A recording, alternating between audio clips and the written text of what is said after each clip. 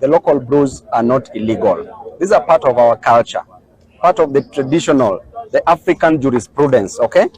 And coming up with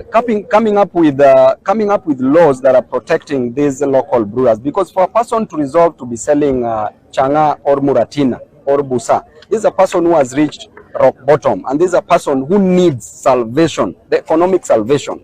And therefore, what do you do as a leader? Before we say that we want to ban these brews, and these brews, when you look at how they are manufactured, is through fractional distillation, and they are always very pure, and they open the mind.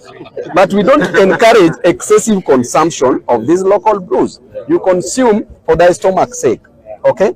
Just a little for the road.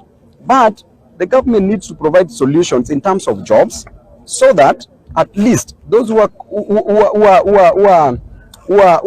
consuming so much of these local brews, so the consumption of the local brews, the government must provide solutions through provision of jobs, because an idle mind is a devil's workshop. When a comrade is there consuming, which means they lack jobs. If somebody starts consuming in the morning, they don't have jobs. So we need to provide jobs, and even for those who are also selling, they have children they're taking care of, provision of food, rent for themselves, and also for their own growth, right?